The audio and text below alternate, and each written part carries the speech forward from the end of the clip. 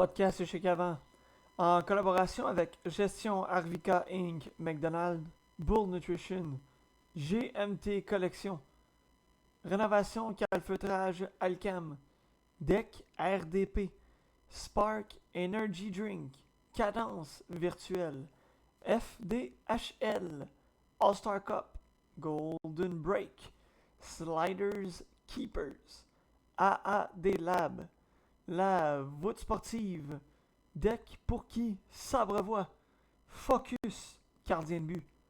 Prépare-toi, l'échec avant arrive en direct dans ton écran dans quelques instants. Édition du 30 décembre 2025. C'est parti! C'est l'échec avant où le sport s'anime. Des débats passionnés, des moments sublimes. Du hockey, de la NHL au touchdown de la NFL. On vit chaque instant, brille intensément. Les statistiques en main, on décrypte chaque jeu. Des frappes de la MLB au but ambitieux. La MLS qui monte la CFL en force.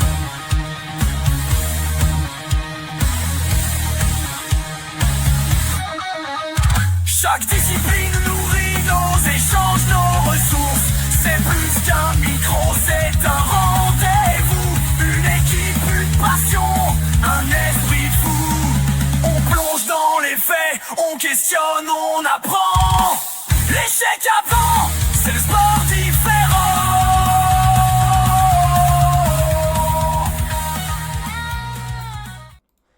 Mesdames, Messieurs, bonsoir à tous et bienvenue à votre échec avant, là où tous les amateurs de sport se donnent rendez-vous en guérant. 20h, 2 minutes exactement, dernière édition de cette année 2025. Déjà, ça a été difficile dans les dernières semaines, pas mal dans le jus, mais on est là pour finir l'année en beauté, toujours avec la voix mielleuse de votre échec avant, fidèle au poste. Cédric, comment tu vas? Super bien, toi. Ça va très très bien. Avant de débuter la dernière édition de 2025 avec la NFL et le segment de la LNH où on va parler du Canadien de Montréal, je veux prendre quelques instants pour revenir sur l'édition du 13 décembre dernier qui était la première édition de deck hockey tenue par l'échec avant au complexe HBLL de Laval. J'aimerais prendre le temps de remercier tous les joueurs et joueuses ayant participé à l'édition. Cédric, c'est 39 équipes qui étaient au rendez-vous. Ça fait des joueurs en tas, 9 joueurs par équipe en moyenne. Je te laisse faire le calcul. Plus de 300 joueurs sur place. Honnêtement, je tiens à remercier tous ceux et celles qui étaient présents et présentes. Les marqueurs, les arbitres, les organisateurs. Oui, il y avait moi qui étais là-dedans, mais Emilio Buonanno d'All-Star Cup, Céleste Bigra qui est sa nouvelle ambassadrice. Je tiens à vous remercier encore une fois. Je tiens à remercier Dominique Dulmen, sans qui le tournoi n'aurait pu avoir lieu. Lui qui nous a prêté son centre, le complexe HBLL de Laval. Un centre mini de 3 surfaces, d'un bord en haut. Je tiens à remercier les employés du HBLL qui étaient là également. Donc tous ceux et celles qui se cachaient derrière cette réussite, je vous en remercie. Assurément, il va y avoir une deuxième édition. On est déjà en train de travailler là-dessus. On vise un rendez-vous cet été. Je vous en donne pas plus. Quand il va y avoir d'autres détails, on va vous revenir, on va vous l'annoncer. Mais tant qu'à parler de tournoi, on vous invite à la prochaine édition, cette fois-ci du All-Star Cup, tenu le 24 janvier prochain, au complexe HBLL de Laval, encore une fois. Plusieurs organisations seront sur place. L'échec avant sera là. Spark Energy sera également là. Physio Extra,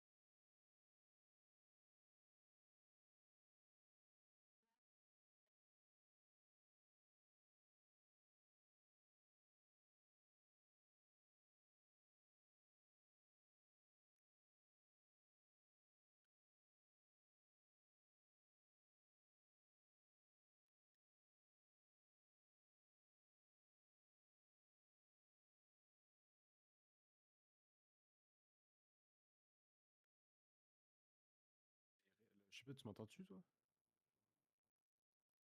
Ok, t'as l'air de m'entendre.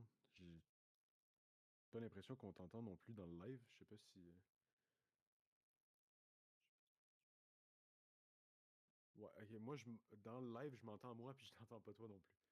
Fait que je sais pas si ton micro il est débranché ou quelque chose. Là.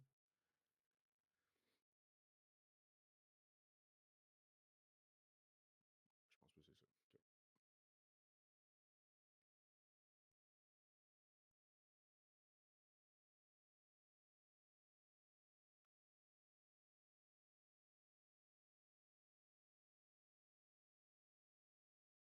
Ok. Bon, qu'est-ce qui se passe? 1, 2, 1, 2. Là, je t'entends. Ok. Bon, là, tout ça va être branché. Là, c'est de C'est savoir. ta caméra qui est gelée. Bon, là, la caméra a décidé qu'elle voulait plus.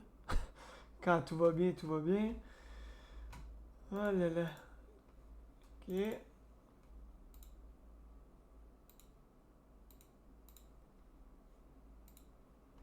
Me revoici. Ça devrait fonctionner. Ok. Oui. On est là. Là, c'est de savoir jusqu'à où on m'entend plus. Moi, ça a coupé vers la fin de ton chose dans Star Cup. Ben, vers la fin. Je pense que c'était vers la fin que j'ai pas. Quand tout va bien, tout va bien. Ok. Bon. Dominique Dulmen, sans d'un bord derrière cette rendez-vous. Chaîne édition, cette organisation seront. Bon, ok. Donc pendant un petit moment, il n'y avait plus de son. On est là. Donc ce que je disais, c'est que le prochain rendez-vous dans Star Cup sera au centre HBLL de Laval le 24 janvier prochain. C'est 3 parties assurées, 10 joueurs maximum, 585$ par équipe. C'est plus de 10 000$ en bourse, ainsi que des hoodies aux gagnants. Et la nouveauté, Cédric, pour cette organisation-là, puis c'est la première organisation qui va le faire, ce qui va être le fun, c'est que les équipes qui se rendent en quart de finale sont assurées de sortir avec une bourse, même si tu perds. Quart de finale, tu ressors avec 100$. Demi, tu ressors avec 150$. Puis en finale, même si tu perds, tu sors avec un 200$ de bourse dans tes poches. Fait que t'espères te rendre au moins en quart de finale pour sortir avec un petit gain. Plusieurs marques seront sur place. Spark Energy, l'échec avant, Alimentation Bourassa, LDK. Il va y avoir des prix en masse. Physio Extra qui va être là. Et pour revenir à l'édition de l'échec avant, je veux juste remercier nos fiers commanditaires qui étaient sur place. Spark Energy qui était le commanditaire numéro 1. Gestion Arvika Inc. McDonald's qui était l'un des commanditaires. On avait Focus Gardien de but également. Flay Sport qui était sur place. On a pu remettre plusieurs prix aux joueurs et aux joueuses sur place. Et je pense que c'est ça que les joueurs ont apprécié. Oui, il y a eu des prix pour les meilleurs buteurs de chaque catégorie. Mais principalement, c'était des prix de participation pour remercier les joueurs et les joueuses sur place. Puis ça, je pense que les joueurs et joueuses ont apprécié. Donc voilà, encore une fois, je tiens à remercier tous ceux et celles qui étaient présents. Et là, allstarcup.ca, allez vous inscrire pour l'édition du 24 janvier prochain au complexe HBLL de Laval. Cédric, dernière semaine d'activité dans la NFL déjà. La semaine prochaine, on en a sauté plusieurs. On va revenir sur la semaine 17. On va faire le tour des pointages. Pas nécessairement sur les matchs, parce que moi, personnellement, je les ai pas vus. Je sais pas si toi, tu les as suivis. Si jamais il y en a dans ceux-là que tu as suivis, arrête-moi, on en parlera. Mais sinon, honnêtement, je... Regardé grand chose honnêtement cette semaine, là, à part le match des Patriotes, que même là, ça m'a comme sauté de la tête. Là, pendant les vacances, les journées sont dures à suivre. Fait que rendu dimanche, dans ma tête, on était fatigué. Et voilà. Donc, ce qu'on va faire, c'est qu'on va faire le tour des matchs, des pointages. On va pas vraiment s'arrêter sur les rencontres. On va pas vraiment les décortiquer. Pendant ce temps-là, je vous rappelle que le Canadien est en Floride. La deuxième période qui va reprendre sous peu. Toujours 0-0 entre les deux équipes. Samuel Montembeault devant la cage du Canadien. On va en reparler là, justement. Lui, il commence à faire chaud. A besoin de sortir des gros départs. Si il ne veut pas sentir la fin avec le Canadien, qu'on vous le rappelle, là, présentement. Situation de 3 gardiens à Montréal. Du déjà vu, qu'on n'a pas aimé dans le passé, qu'on veut pas revoir à long terme. À suivre, on va en reparler. Football du jeudi soir, il y en avait plusieurs. Lorsque c'était là, Noël pour plusieurs. Dallas, 30-23 contre les Commanders. Les Lions se sont inclinés 23-10 et se sont fait montrer la porte de sortie avec cette défaite. Quelle tristesse du côté des Lions. On va y revenir. Les Broncos ont kick out les Chiefs. Merci, bonsoir. Bon réveillon. On vous montre la porte. Merci, bonsoir. Samedi le 27, Houston 20-16 contre les Chargers. Houston qui est revenu sur une lancée, là. Impressionnante fin de saison pour Houston, on va y revenir. Les Ravens 41-24 contre les Packers. Et dimanche le 28 décembre, les Pats,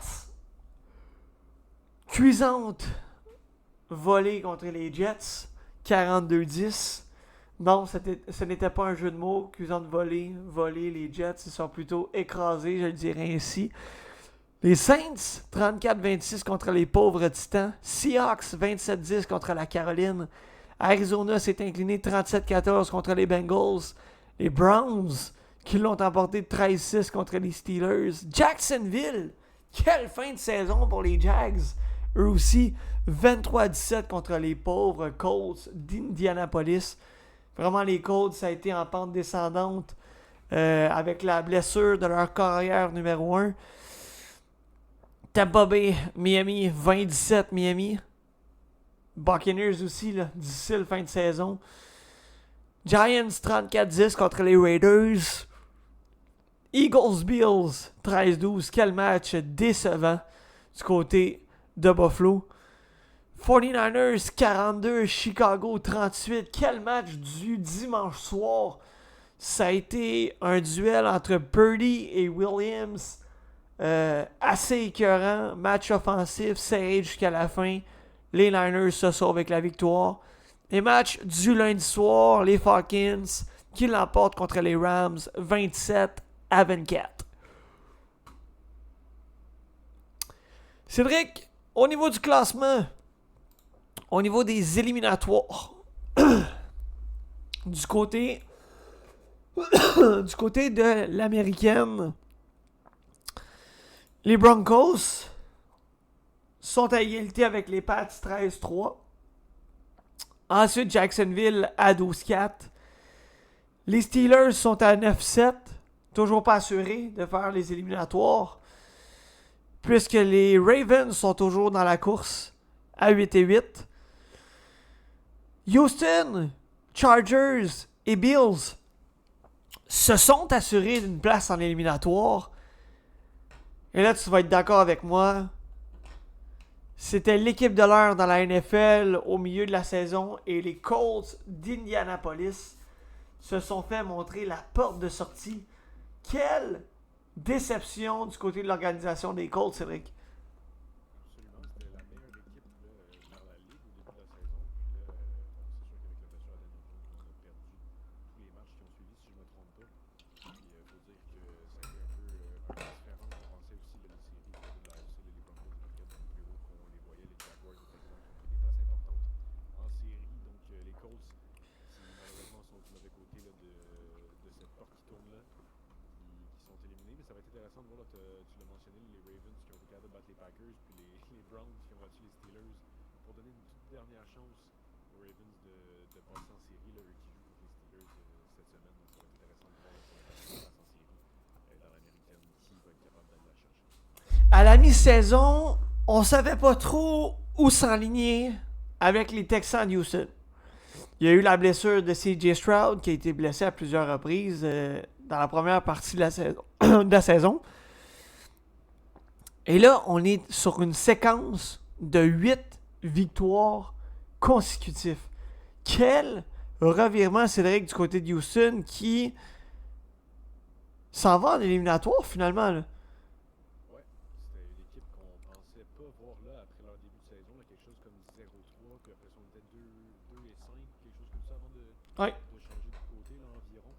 Peut-être c'est pas tout à fait 2 et 5, 8, ouais, environ 3 et 5 donc, avant la série de victoires. Donc les Texans qui ont complètement reviré leur saison de côté, puis on a réussi à battre des bonnes équipes, là, les Chargers cette semaine. Puis, donc c'est quand même ça va être quand même assez intéressant là, de les voir en série éliminatoire, voir est-ce qu'ils sont capables de faire du bruit. Surtout que du côté de l'AFC, honnêtement, c'est assez ouvert avec les Chiefs qui ne sont pas dans le portrait, puis les Bills qui sont un peu coussi coussa depuis quelques semaines. Ça va être assez intéressant là, de voir de quoi ça a l'air en éliminatoire. Du côté de la nationale maintenant, les surprenants Seahawks de Seattle sont assurés de terminer au premier rang de la nationale. Eux qui ont 13 victoires, 3 défaites, une séquence de 6 victoires consécutives.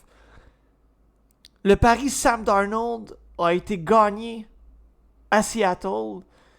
Il faut se dire, là, quand il y a eu l'échange en envoyant Geno Smith de l'autre côté, puis que les partisans des Seahawks ont vu que leur corps arrière allait être Sam Darnold, on a voulu brûler bien les têtes à Seattle par après. Et là, j'ai envie de dire que les partisans de Seattle se sont virés sur un dixaine rapidement. Cédric, les Seahawks, au premier rang de la nationale, qui l'a cru? Personne n'aurait vu ça venir. Puis, tu l'as dit, là, on aimait beaucoup Geno Smith la saison dernière à Seattle. On voyait une espèce de resurgence de son côté. Puis là, cette saison, c'est la resurgence de Sam Darnold. Donc, Seattle semble être bon à faire paraître des corps arrière peut-être un petit peu plus moyens, disons, comme étant des très très bons corps arrière. On voit ça cette saison avec Sam Darnold. Est-ce que c'est une vraie resurgence de Sam Darnold? C'est possible. Mais quand on regarde te parler de Geno Smith là, à Las Vegas, c'est plus du tout ça. C'est quand même assez intéressant là, de voir comment les Seahawks sont capables de revirer de ball avec un nouveau corps arrière. Il faut dire qu'on a quand même des bonnes pièces autour de lui aussi, certainement. Mais les équipes qui sont retrouvées là, en haut des conférences et des divisions, c'est assez surprenant. Là. Il y a les Bears aussi en deuxième position. On ne voyait pas vraiment là du tout. Donc, très très intéressant comme ils appellent ça la playoff picture. Là. C'est quand même assez intéressant de voir les équipes qui sont là et les équipes qui vont les manquer cette saison. Oui, puis tu sais, si on fait le comparatif, Sam Darnold, Geno Smith cette saison, du côté des Raiders, c'est 2 victoires, 14 défaites, différentiel de moins 193. Et du côté des Seahawks de Seattle, c'est 13 et 3, différentiel de plus 181. On a le meilleur différentiel de la NFL contre le pire différentiel de la NFL. Puis avec le prochain match, on pourrait franchir le plus 200 du côté des Seahawks et le moins 200 du côté des Raiders, ce qui assurément du côté des Raiders va se faire. C'est vraiment assez exceptionnel. Fiche de 6 et 2 à la maison. Du côté des Raiders, c'est 1 et 7 et 1 et 7. Autant à la maison que sur la route. Donc assez catastrophique. Caleb Williams, c'est les Bears de Chicago, t'en as parlé. 2e rang de la nationale. 11 et 5. Là, c'est pas terminé. Il reste un match. On est à égalité avec les Eagles de Philadelphie à 11 et 5. Présentement, les Eagles, au niveau du différentiel, ont l'avantage. Victoire à la maison, on a l'avantage du côté des Eagles. Je pense que c'est vraiment la victoire qui va déterminer. Si on termine les deux avec 12 et 5, ça va rester ainsi.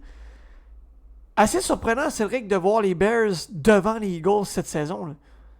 Certainement, puis on avait beaucoup de doutes par rapport à Caleb Williams en fin de saison l'année passée. C'était plus difficile vers la fin de sa saison recrue. Puis finalement, il a tourné ça de bord et est devenu honnêtement un des très très solides carrières dans la NFL cette saison. A mené son équipe vers une excellente saison. Puis là, on les voit définitivement faire les séries et peut-être même se tailler de place là, comme en deuxième position de la NFC.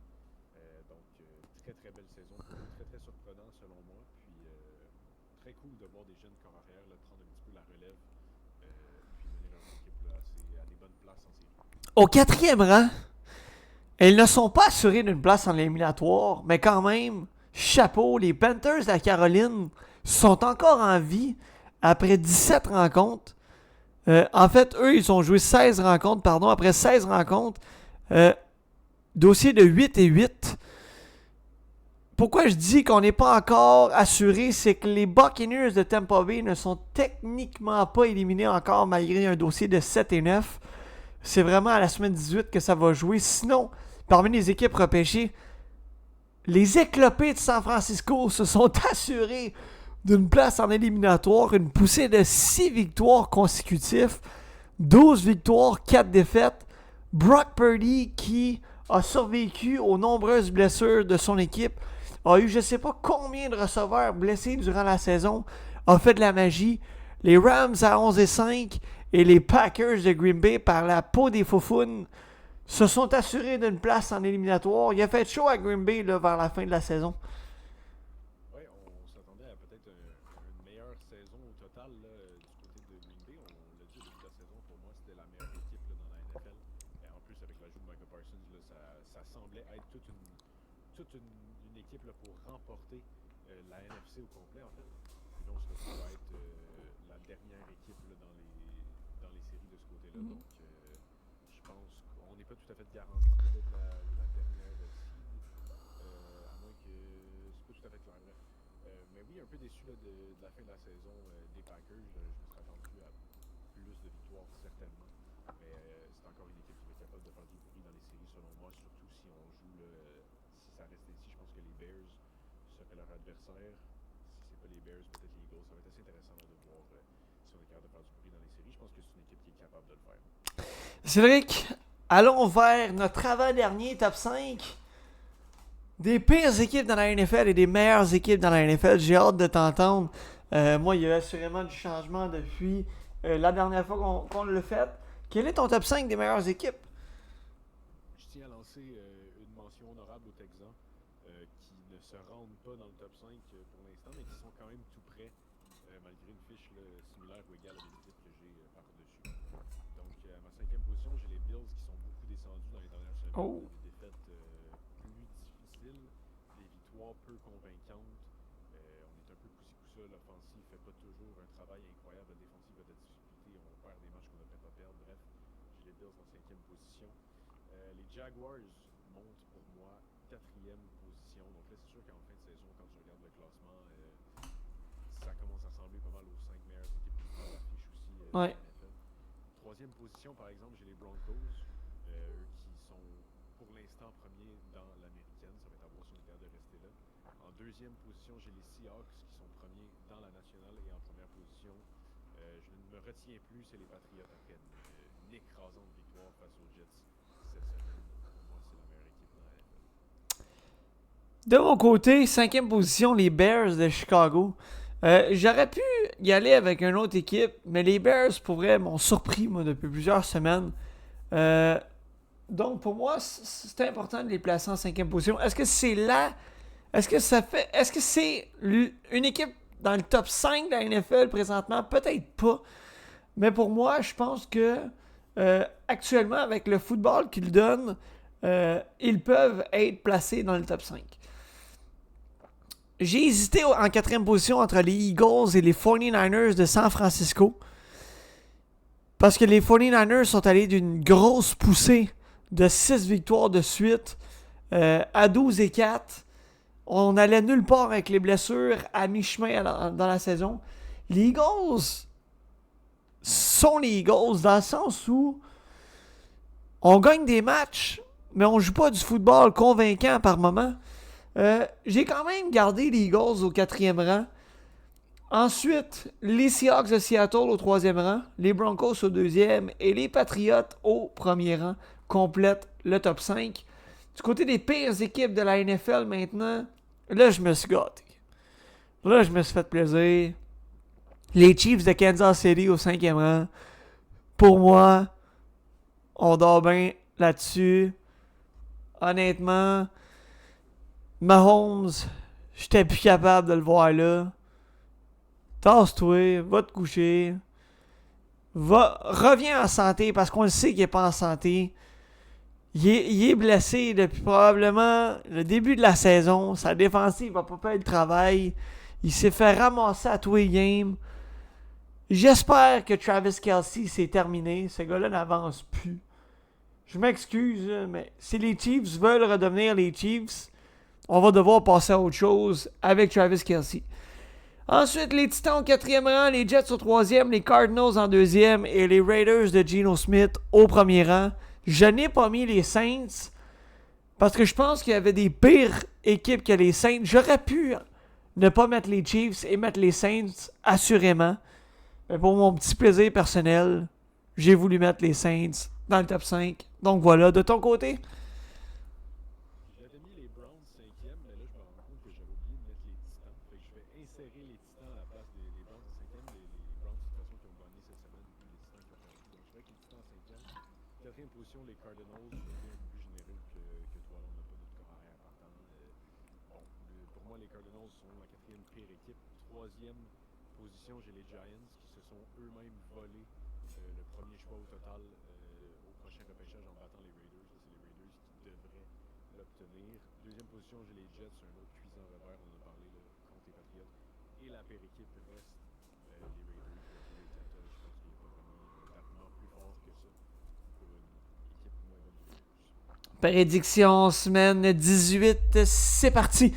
Samedi 3 janvier, 2 affrontements, dont un qui va en décider là, quant à leur place en éliminatoire.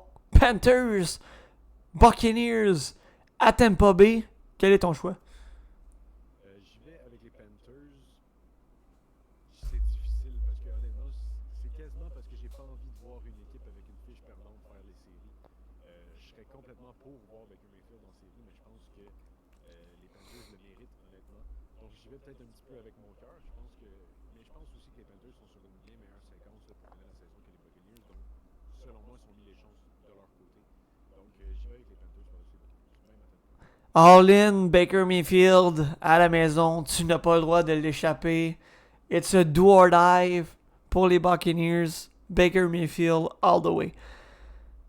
Les Seahawks de Seattle seront du côté de San Francisco pour affronter les éclopés. Les 49ers qui ont revu avec 6 victoires de suite. 13-3 contre 12-4. Quelle est ta prédiction? J'y vais avec les Seahawks. Tu l'as dit, les 49ers, on a réussi à survivre malgré toutes les blessures, mais je pense que les Seahawks ont prouvé qu'ils sont une meilleure équipe de football depuis le début de la saison. Donc, je me range du côté de Seattle pour ce match. De mon côté, les Seahawks à San Francisco également. Du côté du dimanche 4 janvier, c'est là où les derniers matchs de la saison régulière et de la dernière semaine dans la NFL vont se disputer. Saints, Falcons. J'y vais avec les Falcons. C'est difficile parce que même les Falcons sont pas Ah, c'est un duel de pas bon. Là. incroyables.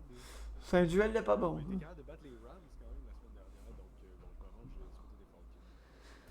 Sans plus de confiance que ça. J'y vais également du côté des Falcons. Browns, Bengals. Pour moi, c'est les Bengals.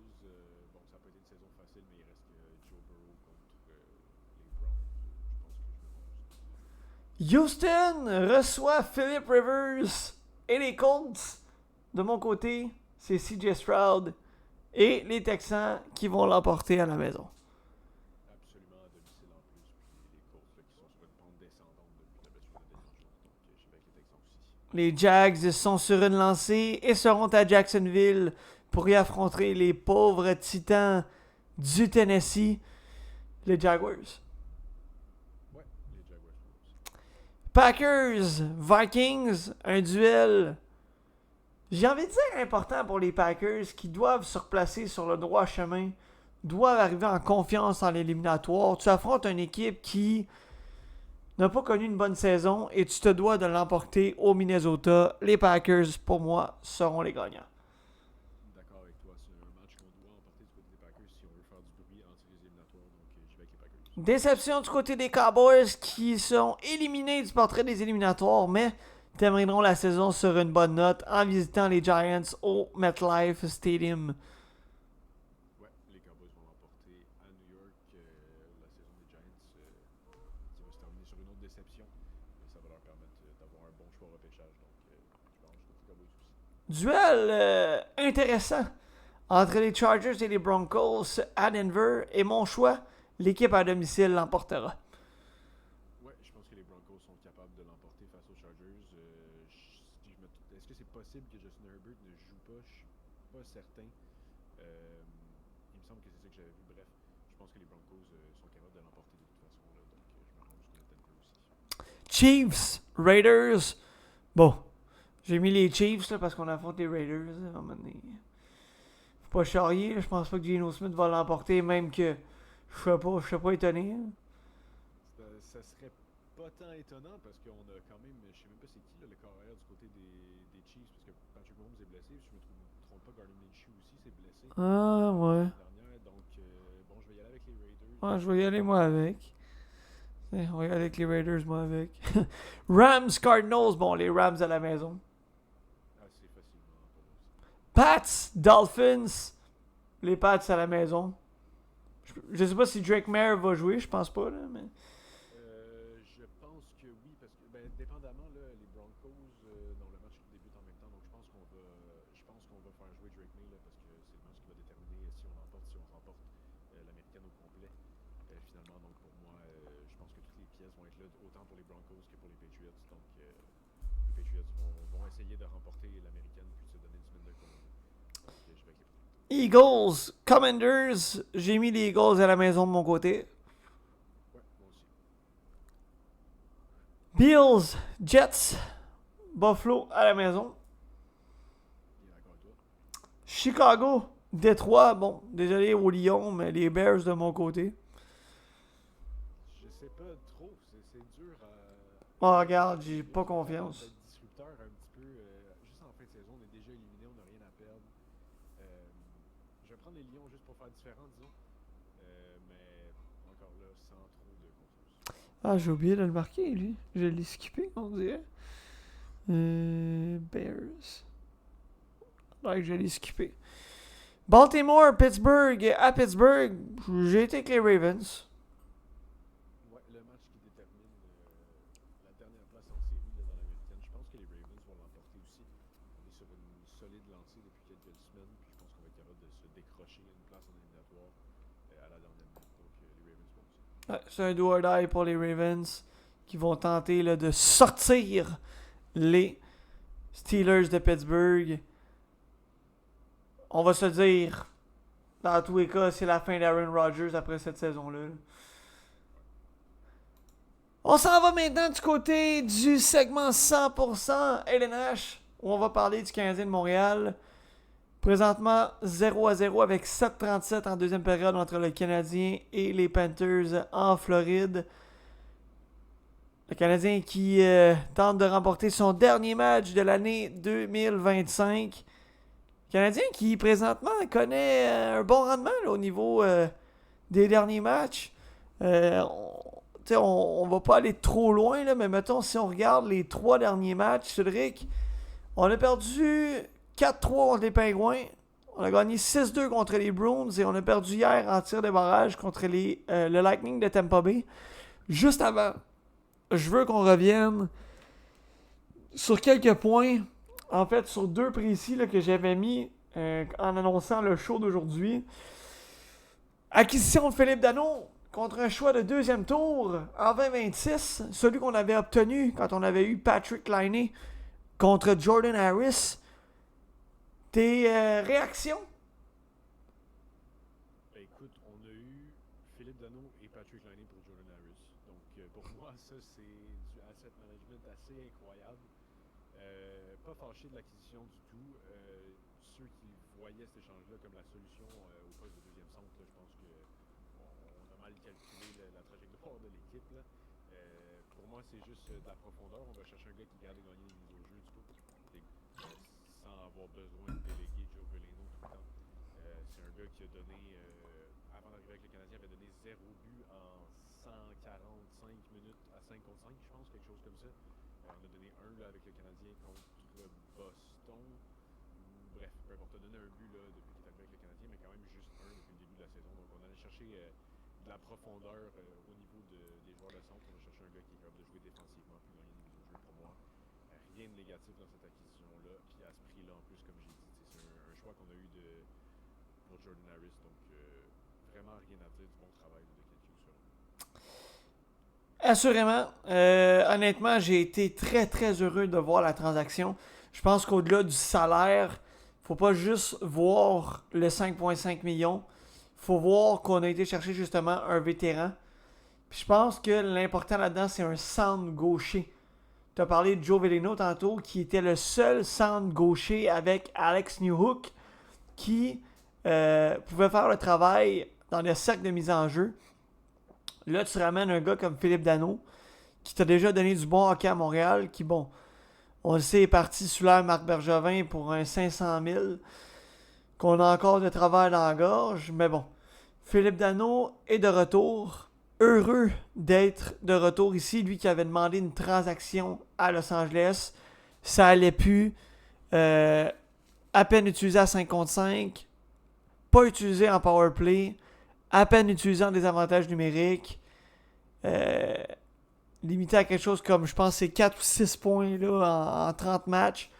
En 24 matchs, peu importe. Ça allait vraiment pas bien. A demandé une transaction. A mis le Canadien dans ses équipes intéressées. Le Canadien, il y a des rumeurs qui disaient qu'on voulait, que les Kings voulaient avoir un joueur en retour. On a fait de la magie. On a donné qu'un choix de deuxième tour. Formidable. Donc,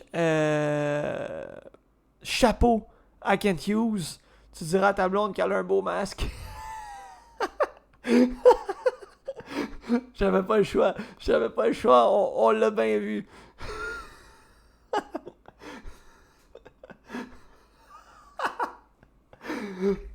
Du bonbon. Donc, voilà l'acquisition de Philippe Danault contre un choix de deuxième tour. Tu l'as dit, Laine, Danault, merci Jordan Harris. Merci. Défenseur qui actuellement, aux dernières nouvelles, était dans l'organisation des Bruins de Boston. Je sais même pas s'il est encore là. Il avait signé là, pendant l'été contrat de 2 saisons. Donc les Blue Jackets là, qui ont vraiment donné Patrick Laine et au final Philippe Danault pour plus rien finalement là, du tout. Ouais, quand on le pense, on a gagné la transaction Monahan, puis on a gagné la transaction Laine. Kent Hughes, le magicien. Oh qu'on s'ennuie de Marc Bergevin. D'ailleurs, on a eu le droit au duo Bergevin-Terrien à la Coupe Spengler. Ça a été... Eh boy, hein. 3 matchs, fini. Merci, bonsoir. Fallait vraiment être mal pris pour rappeler Michel Terrien. Aïe, aïe, aïe, aïe, aïe. La Coupe Spengler. Quel tournoi bizarre. On regroupe... T'sais, rien au niveau de jeu, mais c'est vraiment un tournoi qui regroupe les saucisses de toutes les organisations, de tous les pays, là. Tu sais, rendu là, tu sais, je comprends pas. Je comprends pas le but de la Coupe Spengler. Pour moi, c'est inutile. Tu sais, est-ce que t'as regardé, honnêtement, est-ce que t'as regardé un match de la Coupe Spengler? Qui regarde ça? Je savais même pas que c'était à ce temps-ci de l'année jusqu'à temps que je vois le post Instagram de RDS comme quoi là, qu'il avait été éliminé. C'est hallucinant. En plein milieu, premièrement, du temps des fêtes. Deuxièmement, le temps des fêtes, pour moi, c'est le temps du championnat mondial junior. Donc, c'est pas un tournoi qui est pas... Ah non. En tout cas, je comprends pas. Je ne comprends pas la Coupe Spengler. Puis qui a pensé vraiment à ce tournoi-là? Bref, le Canadien, à ses 4 derniers matchs, Cédric, alors qu'on se demandait combien de points ils allaient récolter, on a récolté 2, 3, 5, 6 points sur une possibilité de 8 depuis la défaite contre le Lightning de Tampa Bay. Ce qui a retenu l'attention dans les dernières semaines, c'est l'envoi de Samuel Montembeault avec le Rocket de Laval, puisqu'il n'avait pas joué là, dans les 2 premières semaines du mois de décembre.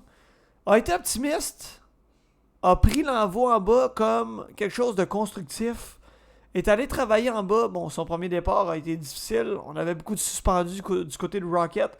Après ça, il y a eu un 2-en-2 où ça a été mieux de son côté.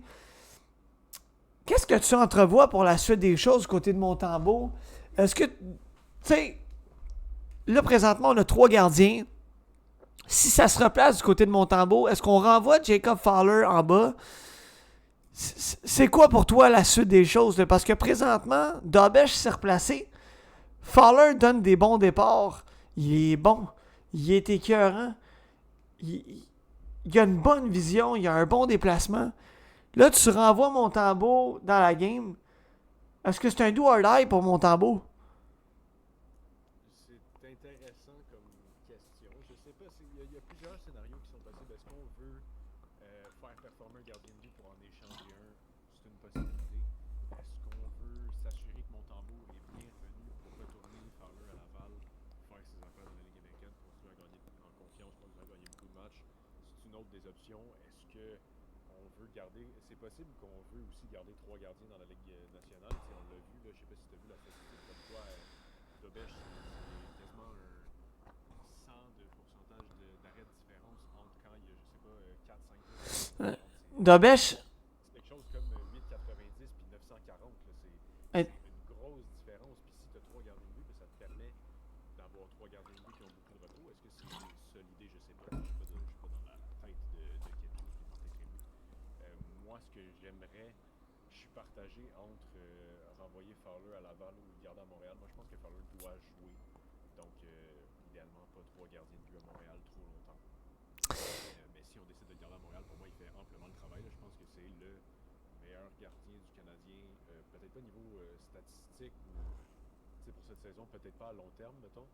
Mais pour moi, c'est visiblement le meilleur gardien niveau technique. C'est un gars qui ça va être difficile de faire perdre confiance juste de comment il se comporte sur la glace. Le gars est tellement carré et ses déplacements sont tellement précis qu'on dirait que c'est même pas une question de confiance. C'est machinal son affaire, c'est précis, c'est des déplacements exacts. Donc ça va être intéressant de voir qu'est-ce qu'on va faire.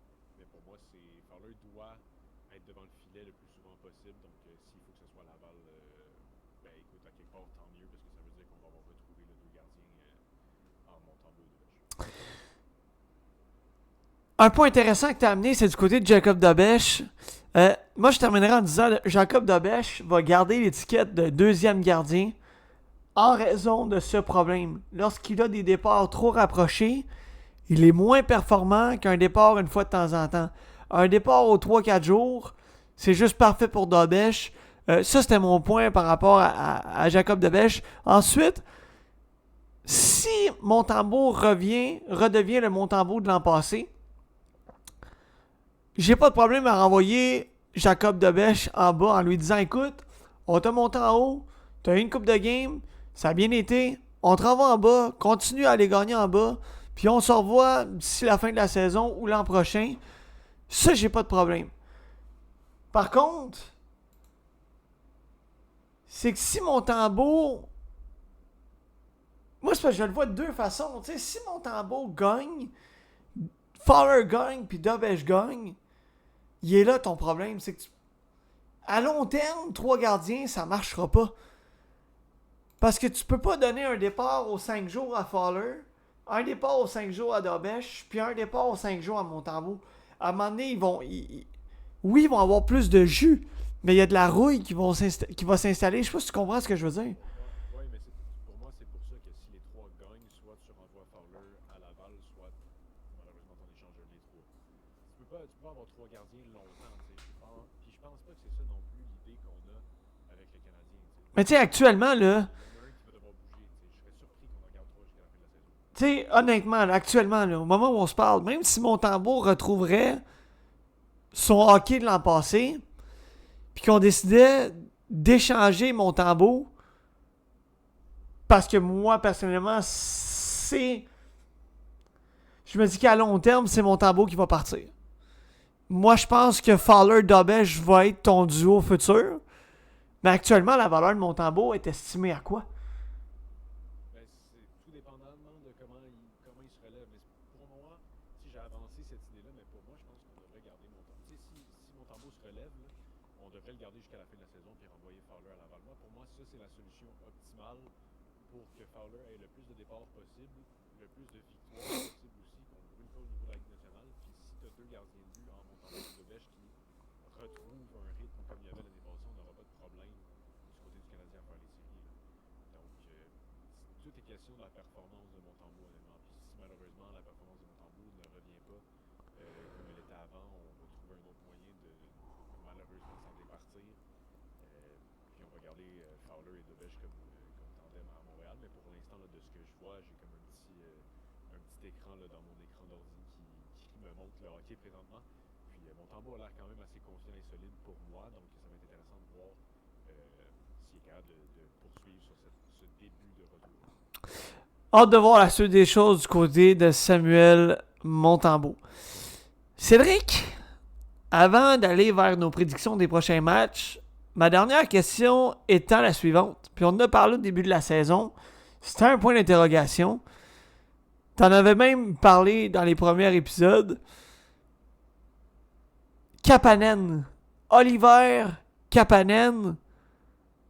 Est-il le deuxième centre qu'on attendait? Peut-être. En ce moment, je pense qu'on est. Moi, je trouve qu'on est peut-être pas si pressé qu'on pense de chercher un deuxième joueur de centre.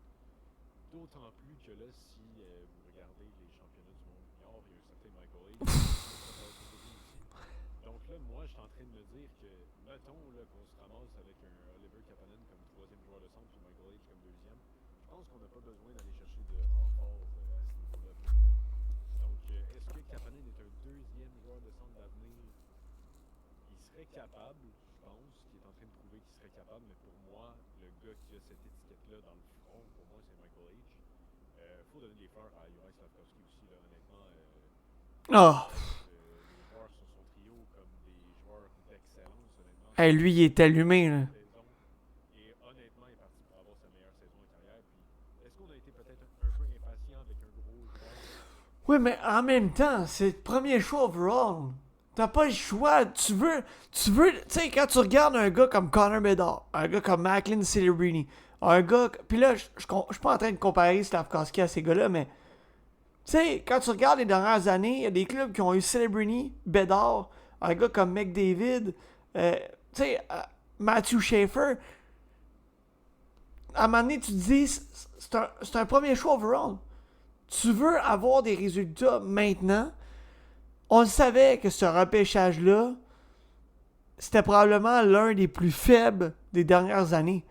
Ça a pris du temps. Ça a pris quoi, le 3, c'est quoi, sa troisième, quatrième saison? Slafkovský, c'était toujours sa deuxième moitié de saison qui était forte. Il a dit l'an passé, je veux devenir le prochain Brady Tkachuk. Je veux amener cette game-là. Je veux être un tannant, je veux être un fatigant. Il est en train de réussir son pari, là.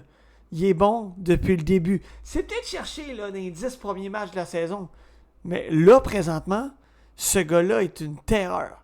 Il se sert de son physique, il travaille, il sort ses mains, sa vision de jeu, il alimente des midas avec Kapanen.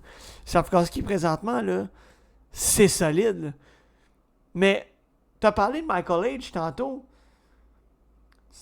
Présentement, il est utilisé à l'aile au championnat canadien. Mais ça te fait pas peur de dire qu'il n'est pas utilisé à 100% au centre? Dans une équipe comme ça, j'ai aucun problème. Honnêtement, on va probablement voir aux Olympiques, je sais pas si tu as vu le chandail de Nick Suzuki qui a fusé par Alex.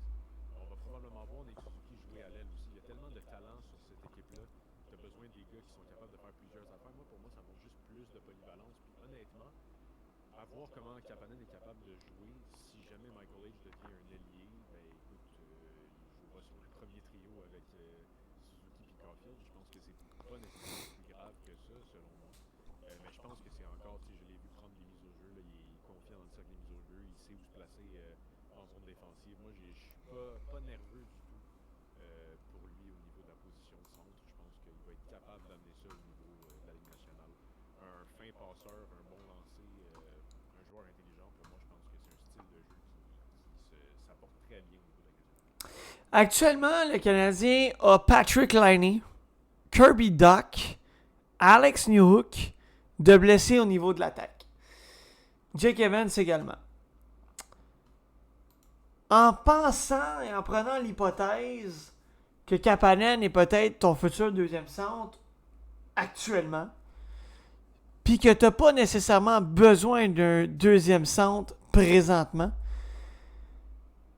est-ce que tu as plus le sentiment d'urgence de devoir aller chercher un allié top 6 pour venir compléter ce top 6-là? Parce qu'actuellement, c'est Alexandre Texier qui est sur ta première ligne. Rien contre Texier, il joue du bon hockey depuis qu'il est à Montréal, mais c'est clairement pas un top 6.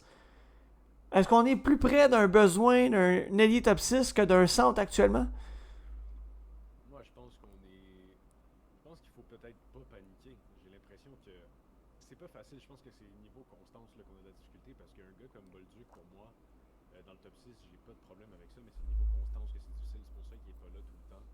Est-ce que ça serait utile et super le fun d'avoir un allié top 6 d'ici la fin de la saison? Certainement, puis ça aiderait fort probablement.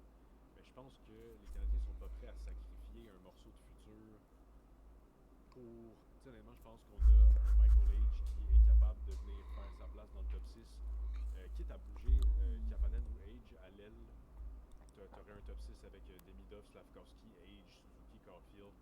Bolduc peut se rajouter à ça. Ouais, mais actuellement, là. C'est difficile avec les prospects russes, là. Mais Alexander Zarovski peut devenir, a le potentiel d'être un attaquant top 6, certainement. Là. Définitivement, selon moi, le potentiel. Est-ce qu'il va être capable de le faire avec le Canadien, c'est autre chose. Moi, j'aimerais ça aussi. On a Kirby Dach qui reviendrait bientôt. Tant qu'à chercher un peu de constance, là, je dis pas que Kirby Dach est un joueur constant, là, mais tant qu'à être encore. Constant, ses blessures. Tant qu'à être à la recherche d'un allié sur le premier trio, disons, on l'a vu un peu au début de la saison s'essayer avec Caulfield et Suzuki, puis l'année passée aussi. Puis c'est pas quelque chose qui allait mal. Moi, je trouve que Kirby Dach a joué probablement son meilleur hockey sur ce trio-là. Donc, est-ce qu'on serait prêt à l'essayer? Probablement. De toute façon, tu cherches présentement le joueur qui va combler ce trou-là. Donc, je pense qu'on n'est pas du tout en mode panique d'aller chercher un joueur-là, parce que Texier est capable de combler le trou pour l'instant. C'est pas l'idéal, tu l'as dit, puis je suis bien d'accord avec toi. Bolduc est capable de combler le trou, selon moi. Un gars comme Dach, à son tour, pourrait être capable. Puis après ça, quand les plus jeunes vont arriver, je pense qu'on va être capable de se modeler quelque chose au niveau du top 6. Donc, pour moi, je pense que honnêtement, si le Canadien est pour bouger, pour aller chercher un attaquant top 6, ça va être un joueur de centre pour combler le trou de joueur de centre, parce que autant j'adore Kapanen, autant c'est dans les séries que je pense que peut-être ça va être plus difficile. Donc d'avoir un vétéran, ça va aider. Mais pour moi, je pense qu'il n'y a pas de bouton panique là, à presser du côté du Canadien pour l'instant, pour quoi que ce soit, selon moi. Mais tu vois, c'est ça, c'est surtout là, pour ça là, que je posais la question en me disant que si le Canadien rentre en série demain matin, il te manque quelque chose dans ton top 6. Kirby Dach, oui, peut être une idée. Patrick Laine, pour moi, tu peux shipper, là. Ship-le où tu veux. Donne-moi un choix de 7e ronde. M'a donné un choix de 7e tour avec. Prends-les, garde-les chez vous. Parce que là, mec, tout le monde revienne. Il va avoir un bouchon, là. Il va falloir là, que le Canadien va bouger. C'est sûr et certain. C'est sûr et certain parce que là, tu vas avoir un surplus d'attaquants. Kirby Dach va revenir, Newhook va revenir, Evans va revenir, Laine va revenir, Kaden Goulet va revenir. C'est 5 gars, là. Juste Laine à 8.7, Kaden à 5.5. Tu parles déjà d'environ 13-14 millions. Là. Mettons 15 avec les deux. En ayant Philippe Danault, tu dépassais d'environ 3 millions, je pense. Près de 3 millions de ton cap. Même que ces 5-là reviennent, le Canadien va devoir bouger. On va revenir là-dessus. Des propos assez intéressants. J'ai hâte de voir la suite des choses.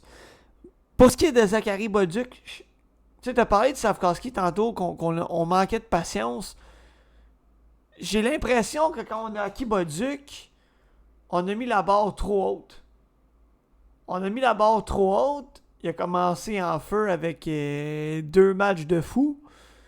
Là, on est parti en se disant, ça y est, ce gars-là va en scorer 30. Ce gars-là va finir avec 60 points. On a notre top 6, merci, bonsoir. Là, ça marche pas. Puis le Canadien, tout le monde veut l'envoyer en dessous de l'autobus. Là. Va sur le premier trio, marche pas. Deuxième, marche pas. En fait, deuxième, on l'a pas vraiment envoyé sur le deuxième. Là. Mais j'ai hâte de voir la suite des choses. Puis, je te pose la question parce que présentement, le deuxième trio va bien. Là, Slavkovski, Kapanen, Demidov.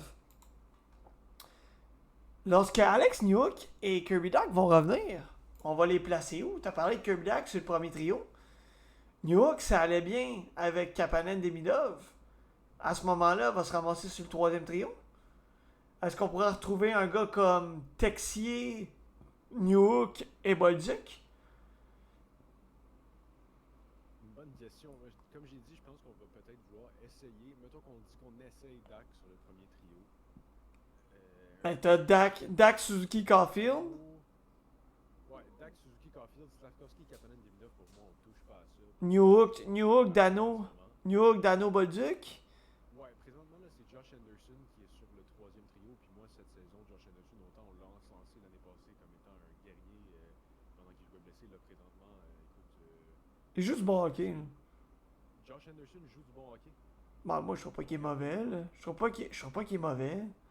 Moi, je trouve qu'il serait correct dans des minutes de 4e trio. Oui, non, c'est ça. Le 3e trio, il joue trop. Ouais. Puis honnêtement, Faut lui redonner le rôle qu'il avait l'année passée. chose, mais honnêtement, il frappe plus beaucoup, donne plus beaucoup de mises en échec. Oui, il patine vite, puis c'est correct. Mais sur un rôle de 4e trio, pour moi, ça serait plus ça. Fait que je mettrais quasiment, j'essayerais peut-être Texier, Bolduc, puis Newhook. Pour moi, Dano puis Veleno, c'est le même joueur, mais Dano est meilleur. Fait que pour moi, Veleno pourrait sauter, ça me dérangerait pas bien gros. Mettons que tu descends Anderson à la place de Blais. Je pense que ça pourrait ressembler à ça. Puis si jamais on trouve que Dak sur le premier trio, ça marche pas, bon, on peut encore shifter Bolduc sur le premier trio, descendre Dak sur le 3e avec Newhook puis Texier dans ce cas-là. Donc ça va être intéressant, mais je pense qu'on a beaucoup d'attaquants pour se patenter quelque chose qui a du sens au niveau des séries. Puis de toute façon, je serais pas surpris pour le Canadien bouger à la date limite des transactions. Comme tu l'as dit, on va être serré au niveau du cap. Puis avec tout ça, j'ai même pas parlé de Patrick Laine parce que pour moi, Patrick Laine, c'est malheureusement pour lui le premier à partir. Je pense que le Canadien n'en a pas besoin. S'il y a quelqu'un qui essaie de me convaincre que le power play du Canadien qui roule à 25% présentement a besoin d'un Patrick Laine, pas à 8,7 millions, c'est ma seule réponse. Donc pour moi, Laine va partir. Donc déjà, ça claire le cap puis une place sur le roster. Donc ça va être à voir si on va chercher des attaquants à la date limite, mais pour moi, on va bouger du côté du Canadien, essayer d'arranger les choses. 100% d'accord avec toi. Dans l'optique où on reviendrait en live en 2026, vendredi le 9 janvier prochain, le Canadien aurait donc, comptant ce soir, 1, 2, 3, 4, 5, 6 rencontres. Ce qui veut donc dire une possibilité de 12 points. Ce soir, de ton côté, est-ce que le Canadien l'emporte? Combien de points pour le Canadien ce soir? Ce soir, 2. Je pense que les Canadiens sont partis pour l'emporter avec le retour de Montembeau. Je pense que ça va donner une petite poussée. Là, c'est encore 0-0 après 2 périodes. Mais ouais. Montréal, Caroline, en Caroline. Celle-là va peut-être être plus difficile. La chose facile à dire, c'est 1 point là, pour s'arranger dans le milieu. Mais je vais dire 2 pour le Canadien. La Caroline est en train de se faire écraser par Pittsburgh. C'est 5-1 présentement. Je pense que ça va moins bien en Caroline depuis quelques matchs. Donc je vais dire que les Canadiens sont capables de l'emporter. Moi, je suis allé à 1. Montréal, Saint-Louis, du côté de Saint-Louis, moi, je suis allé à 2 points. Je suis d'accord avec toi aussi. Peut-être que je vois trop grand là, présentement pour le Canadien. C'est pas la constance née du côté du Canadien. C'est souvent une grosse victoire, une défaite. Là, mais je pense que contre Saint-Louis aussi, on est capable de gagner. Là où je vois 0, nothing, nada, c'est contre les Stars de Dallas. Pour moi, aucun point pour le Canadien qui vont peut-être manger une sévère correction. C'est là que ça va être difficile. Je suis d'accord avec toi. Je pense que celle-là, ça pourrait être le match le plus difficile. Le Canadien revient au Centre Bell le 7 janvier dans un 2-en-2 où ils vont affronter les Flames de Calgary et les Panthers de la Floride le lendemain, le 8 janvier. C'est vrai, combien de points contre les Flames et contre les Panthers? 2 au total parce qu'on a gagné 2-en-2. C'est compliqué. Puis on va probablement battre les Flames et perdre face aux Panthers de lendemain. Parfait. Donc, si on y va avec ton compte, 2, 4, 6, 8 points de ton côté sur une possibilité de 12. Moi, je suis allé avec 2 contre la Floride ce soir, 1 contre la Caroline, 2 contre les Blues, aucun contre les Stars. Et dans le 2-en-2, 4 points pour le Canadien. Pif paf pouf dans la pantoufle. 9 points serait une possibilité de 12. Pourquoi pas? Mais je pense qu'honnêtement, 8 sur 12, là, c'est assez bien. Au-dessus de 500, là, c'est respectable. Ouais. 21h. Voilà que c'est terminé, Cédric, ce soir. On vous rappelle que le Canadien est actuellement du côté de la Floride où ils affrontent les Panthers, toujours 0-0. Après 2 périodes de jeu, Samuel Montembeau qui est devant la cage du Canadien de Montréal. Ce soir, ça a été une grosse heure où on a parlé de la NFL qui, dimanche prochain, va disputer la 18e semaine d'activité, soit la dernière de la saison régulière. Et on a terminé avec les 30 dernières minutes où on a parlé du Canadien de Montréal, des derniers matchs, de plusieurs sujets dont la transaction Philippe Danault, le poste de deuxième centre. On a parlé de la situation Zachary Bolduc, les blessés, les retours, les suppositions, la situation des 3 gardiens. Et on s'est mouillé sur nos prédictions en termes de nombre de points pour les 6 prochains matchs du Canadien de Montréal. Je veux terminer, mesdames, messieurs, puisque c'est le dernier épisode de 2025. Premièrement, il y en a encore qui doivent fêter, donc encore une fois, de joyeuses fêtes à tous et à toutes. S'il y en a qui fêtent encore. Sinon, un bon réveillon pour le 31. Une très belle année 2026. De la santé et du bonheur. On peut souhaiter un peu d'argent. On dit jamais non à de l'argent. Si on boit, on est prudent. Plusieurs options pour la route, pour retourner chez vous. Dormez sur place. Appelez quelqu'un. Assigner un conducteur qui ne va pas boire. Cédric, je te souhaite une bonne année 2026. Je nous souhaite encore une longue aventure à l'échec avant. Une multitude de podcasts à tous les semaines. Mais avant tout, je te souhaite de la santé, du bonheur, de l'argent. Je te dirai pas des enfants tout de suite. Prends ton temps. Prends ton temps. Petit conseil. Une bonne année à toi, à ta famille. Merci beaucoup. Mesdames, messieurs, ça a été une grosse année 2025. Ça a été beaucoup de changements, beaucoup de nouveautés pour l'échec avant. Une équipe qui s'est agrandie. Bon, dans les dernières semaines, on est pas mal tout le temps les deux mêmes qui sont là. Mais soyez sans crainte. Il va y avoir d'autres passages. Tout le monde est occupé, on comprend ça. Tout le monde a des obligations. Mais en mon nom et celui de toute l'équipe du podcast Échec avant, mesdames, messieurs, encore une fois, on vous remercie d'être des nôtres depuis plusieurs années, d'avoir été là dans cette dernière année 2025. On vous promet une grosse année 2026, encore une fois, où on sera au rendez-vous. Une bonne année 2026 à tous et à toutes. Et on se dit à la semaine prochaine pour le premier épisode de 2026. Cédric, merci d'avoir été là. Passez une excellente soirée à tous. Une bonne année à tous. Ciao.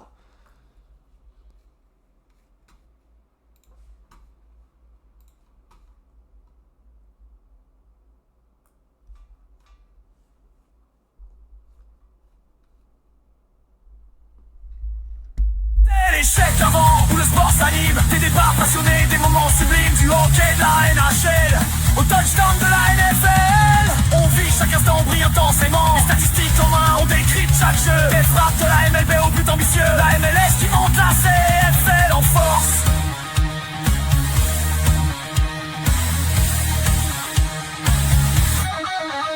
Chaque discipline nourrit nos échanges, nos ressources.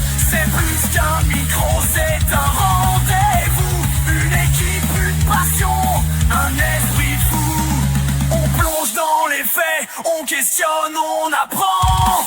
L'échec avant.